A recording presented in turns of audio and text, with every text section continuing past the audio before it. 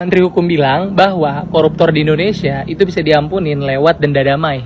Itu konsepnya gimana ya? Giliran apa-apa tentang rakyat itu selalu dibebankan. Tapi koruptor diampunin. Lagian ya Pak, kalau koruptor itu dikasih keringanan, ini bikin orang-orang itu nggak takut buat ngelakuin korupsi. Dan akhirnya bikin kebijakan pemerintah itu jadi nggak nyambung gitu. Naikin PPN 12%, naikin apa, ujung-ujungnya lebih banyak ruginya karena koruptor ini pada nggak takut. Terus Pak, bolehlah kita maafin orangnya, tapi bukan berarti kita harus maafin perilakunya. Dan bagaimanapun perilaku korupsi itu harus diberantas, harus dikasih hukuman yang berat supaya orang-orang itu tidak melakukan korupsi. Tapi bukannya emang main damai udah jadi budaya negara kita ya, apalagi soal hukum.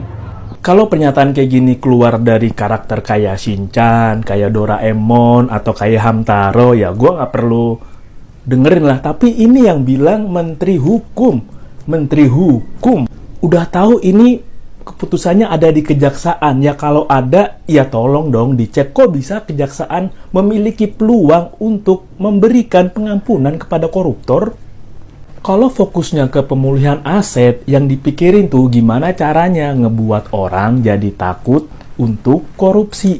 Biar nggak pusing-pusing mikirin gimana caranya memulihkan aset atau uang yang diambil oleh koruptor. Ini 2025 aja belum, udah ada aja nih wacana-wacana yang kayak gini. Gak kebayangkan lu udah nanti 2025 PPN bakal naik, dan kalau wacana ini sampai disahkan, nah kebayang dah tuh koruptor bisa diampunin. Gokil. Seorang koruptor merugikan negara 271 triliun. Divonis selama 6,5 tahun dengan alasan karena sopan, karena punya keluarga sebab antakae. Saya selaku rakyat mewakili semua rakyat Indonesia tidak setuju. Keputusan itu sangat melukai hati rakyat. Sebab antakae mun triliunan yo kompara sangat jadi bos.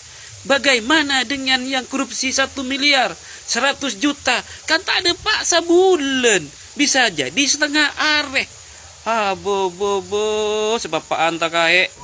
Beri aku uang 300 triliun, maka akan ku korupsi uang tersebut. Dan aku siap dipenjara 6,5 tahun. Dipotong remisi dan pura-pura berkelakuan baik selama di dalam penjara. Saya yakin netizen akan sanggup ketika dipenjara 6,5 tahun dan dikasih uang 300 triliun. Kagok korupsi dana desa mah. Saeutik teu mahi kaditu kadieu. Bro.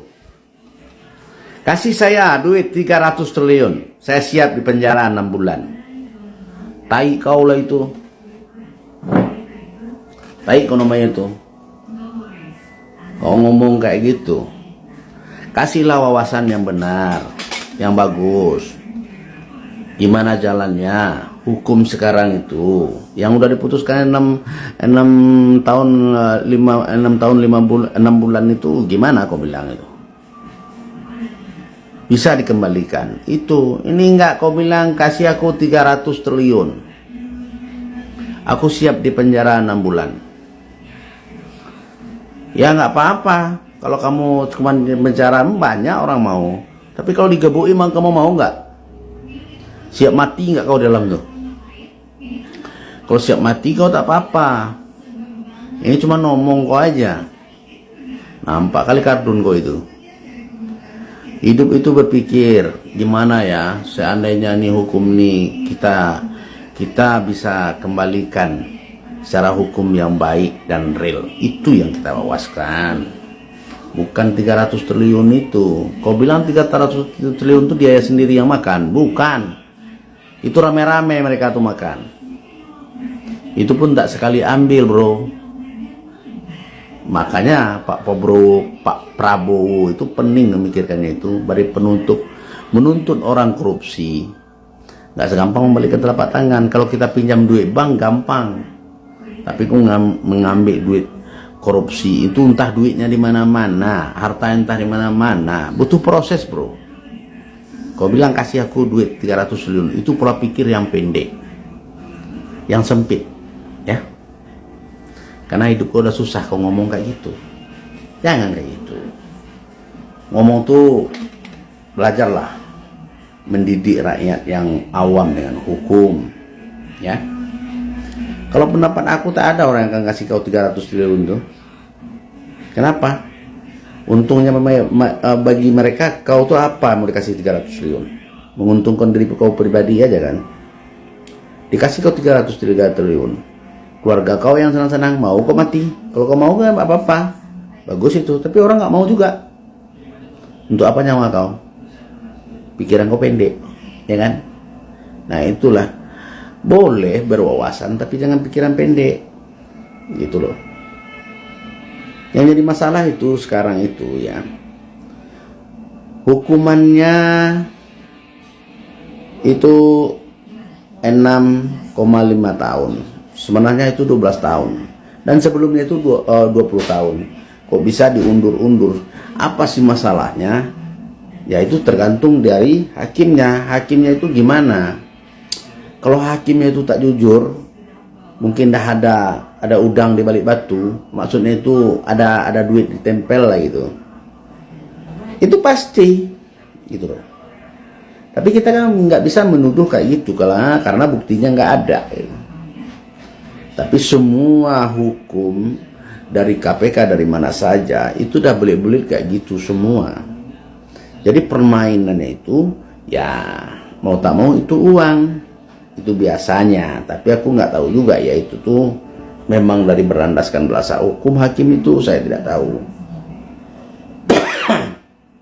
Makanya aku tegaskan juga bagi rakyat yang cerdas dan waras, cobalah berpikir gimana kita memandang hukum Indonesia ini supaya dia kembali ke awal. Apakah kita masih butuh yang namanya KPK?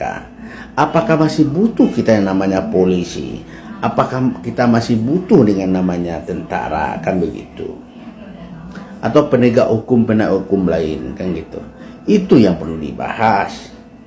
Ya, bukan kau dikasih duit 300 triliun, enak kali kau. Aku pun maunya juga itu. Kalau 300 triliun itu ya memang iya terima sama keluarga aku, nggak apa. Nyawa aku taruhannya, mau aku. Tapi itu tak mungkin itu kan terjadi. Biar tahu kau, jangan asal ngomong aja di dunia maya itu. Malunya kita, berwawasan sedikit lah, ya. Nah, ini bagi kalian yang waras itu, gimana pendapat nih si Bujang Hinam ini? Masuk di akal nggak itu? Orang udah pusing memikirkan koruptor itu macam mana biar dihukum, dia pula yang minta uang 300 triliun. Kan goblok namanya. Ya.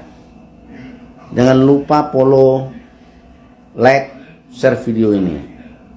Biar kelihatan nanti masyarakat Indonesia itu yang sehat, yang logikanya bagus. Gimana pendapatnya tentang hukum Indonesia itu ke depan. Dan apa perencanaan diri kita masing-masing. Apakah kita bertinjau ke hukum atau bertinjau dengan hati kita sendiri, kalau memang diperlukan. Jadi jawaban itu aja yang kutanya. Apa jawaban kalian? Itu aja, antara dua itu aja. Kita mau minta pertolongan sama hukum atau bertindak sendiri, itu aja. Jadi kalian tinggal pilih gimana jawaban kalian. Aku mau nengok seberapa cerdas sih bangsa Indonesia ini, rakyatnya gimana. Orang bilang sih 75% itu S7. Jadi apa betul apa tidak? Coba komen di video aku ya, biar tahu siapa yang benar, siapa yang tidak. Oke, salam waras bagiku. Semoga sehat selalu saudara-saudaraku senusa sebangsa.